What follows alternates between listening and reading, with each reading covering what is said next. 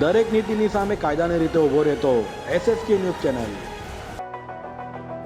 વરાછા ખાતે રહેતી અને ગુજરાતી ફિલ્મોની અભિનેત્રીને ફિલ્મોમાં કામ અપાવનાર યુવકે સસ્તામાં સોનું દુબઈથી લઈ આવવાનું કહીને 6 લાખ લીધા હતા। બાદમાં પૈસા નહીં આપી અભિનેત્રીનો ફોન પણ નહીં ઉપાડી ઠગાઈ કરી હતી।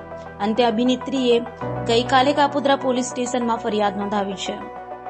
કાપોદ્રા પોલીસ પાસેથી મળતી માહિતી મુજબ વરાછા લક્ષ્મીનારાયણ સોસાયટીમાં રહેતી 27 વર્ષીય રિંકલ રાજુભાઈ લેવા ગુજરાતી ફિલ્મોમાં અભિનેત્રી છે। આજથી 5 વર્ષ પહેલા ઇન્સ્ટાગ્રામ મારફતે તેનો પરિચય કાસ્ટિંગનું કામ કરતા અનંત ભરતકુમાર ફળદુ સાથે થયો હતો।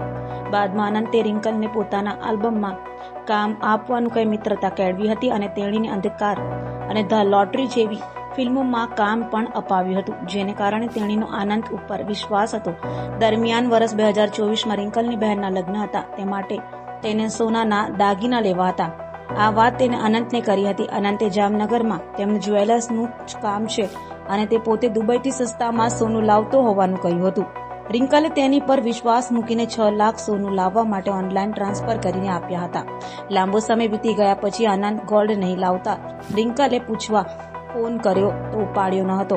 બાદમાં તેની સાથે ઠગાઈ થયાનું ખ્યાલ આવતા તેને પોલીસ ફરિયાદ નોંધાવી છે।